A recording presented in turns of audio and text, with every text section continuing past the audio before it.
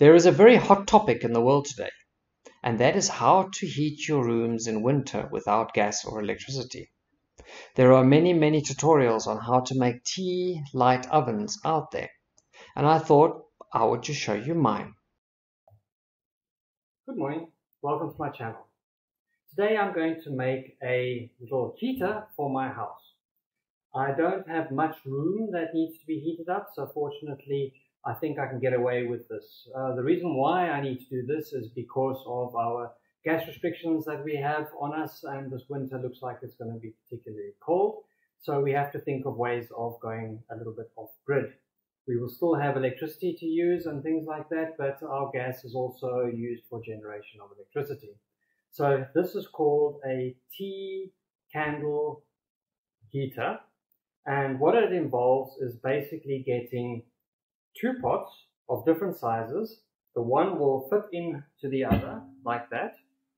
The heat from the candles will warm up this pot on the inside, and then through a process of convection there will be a secondary warming of the outer pot as well. The points to remember is that they need to be made out of clay. So these are clay pots. There are different types of clay pots that you can get. You'll have to have a look at your local builder's warehouse to see what they have got. But the thing to remember is try to get the ones that are kind of the old-fashioned ones, the ones that are really thick. And I've used, you can see this one has been produced not by machine. They've got imperfections, which shows this probably the old type of clay that's been used here. The other thing to think about is they do push like a hole through the middle, and that can create some sort of unevenness at this base here as well. So look for one that's a bit as straight as you can get, because when you build this thing together later, you're going to find that it might wobble a little bit. So okay, this is all going to sit down on a form of a stand. Now there's different things that you could use. I've seen some guy welded some old spanners together to create a base for this to stand on. But what I've gone for is I've just gotten the normal pot base that just you'd use for water. But what I'm going to do is I've got two different sizes, and I'm going to generally put the smaller one at the bottom, and I want to put the bigger one on the top, and then I'm going to build it up this way. These unfortunately don't come with a hole in the middle, so that's the first challenge of today, is to put a hole.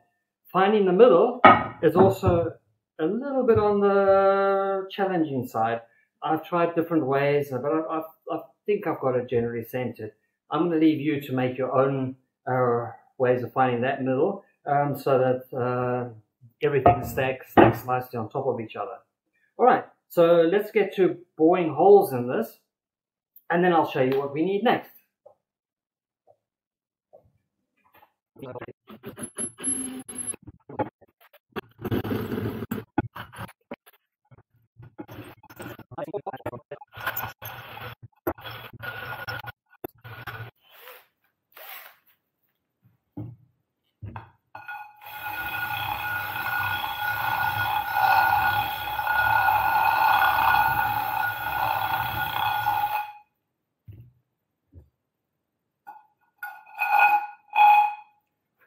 Success. So there's one. Now to the next one.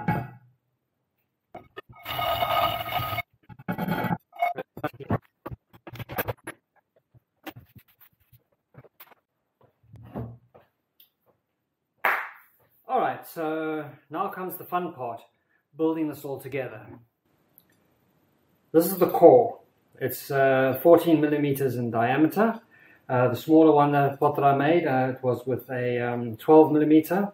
I'll put them next to each other, you can see the difference in sizes. Put two nuts on the end, just to give it a bit of nice stability, so you don't have the thing coming apart.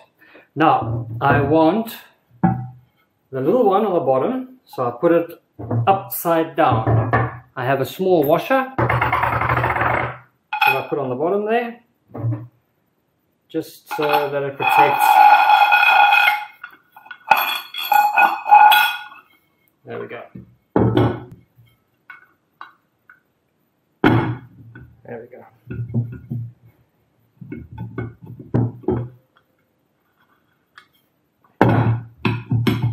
Good. Put this one on top.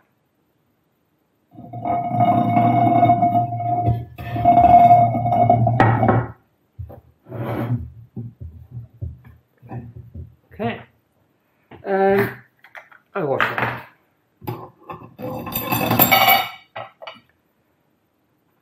And then a nut.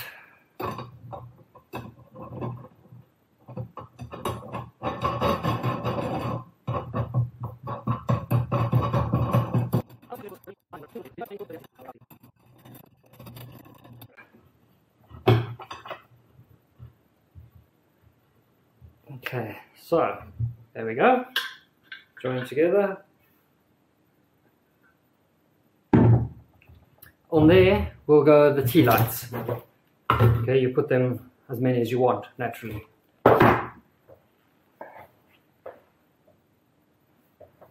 Alright, the next thing is the inner pot. Now that naturally is not going to stay there all by itself. You're going to have it slightly off the base. So we need another screw.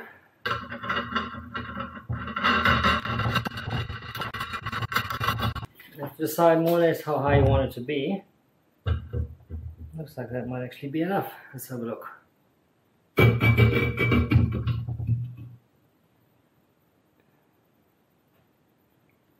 Okay. Despite my best efforts, it was not exactly center. Okay. Seems high enough.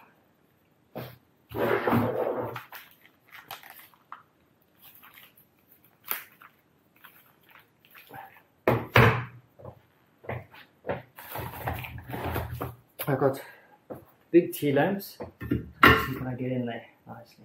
Yeah. Alright, so I think I'm going to probably go at about that height. Maybe take it a little bit more down. Of course, you can adjust it as you like. Alright, then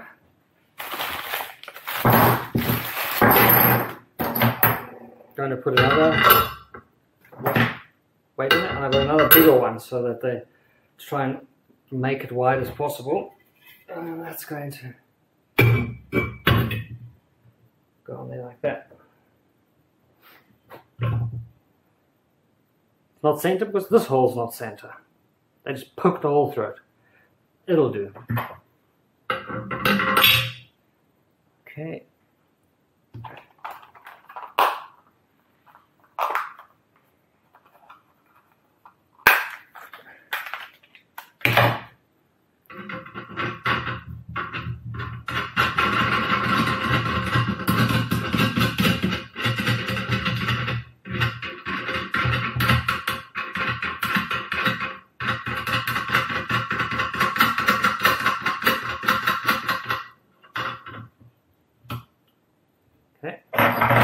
I'm going to put another little one, another big one, wider one, and now this big old boy has to go on the outside.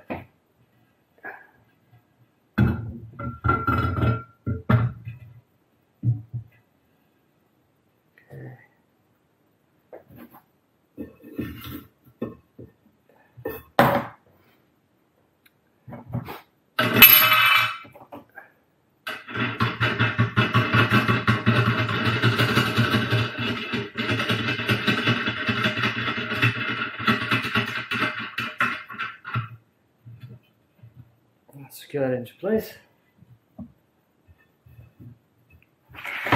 There we go. That's the big one.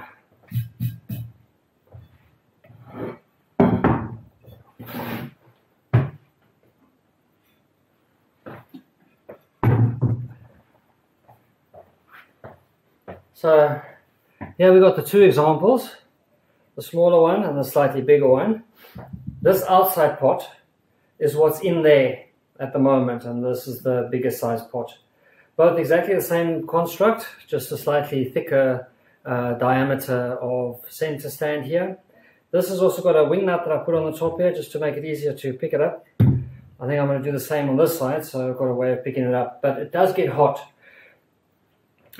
So far I had this one going for just over an hour, and with my temperature gauge I was noticing that I was getting a good 100 degrees on the inside, on the inner pot, and I was getting about 80 or 60 or 70 degrees on the outside, but I'm going to put it through a proper test at some point.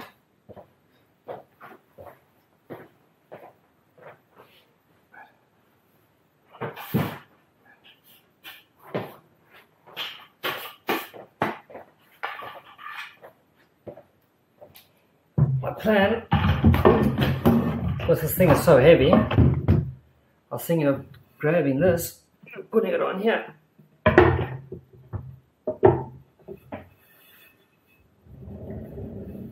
There we go. It's a tight fit. I'll put that on wheels. Then I can shift that around where I want it. I'll leave that on the floor somewhere. Ta-da! Let's test our tea light heater to see what sort of temperatures we can produce. 8 tea lights, carbon monoxide monitor with a 0 reading at the moment, a thermometer that isn't really built for testing tea lights, rather for your steak, but it will give us a good indication of what the temperature is on the inside, what it's like between the different the two gaps. We're looking at currently it's giving us a reading of, it's off, mind you, 23 degrees, so we're actually quite warm already. It's going to be amazing what it's going to be like when it's really hot outside. And then just by tapping to the side here, we're looking at 23 degrees. So let's see, start her up. It's now 4:30 on.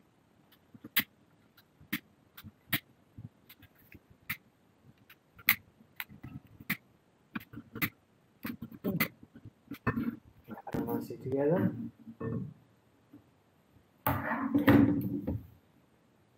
There we go. See you in a bit. Alright, this is the update that I'd like to bring you. I've just done a bit of a quick temperature check.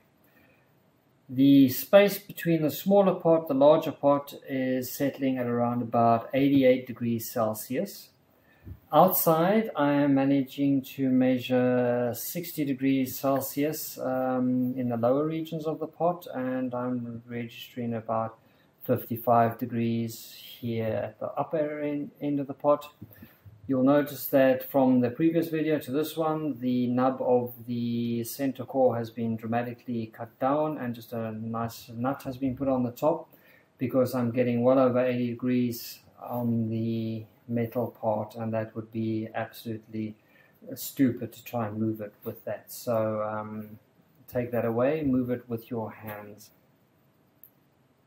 To the touch, it is extremely hot down the bottom. It actually hurts. Towards the top, it's actually okay. You can still touch it, but not for very long. But here, very short. It is actually very, very warm. Around the heater, I'm actually feeling radiation heat, which is actually very nice. So I feel that this is perhaps going to work quite well. As to the room temperature changing, I can't really account for that at this point.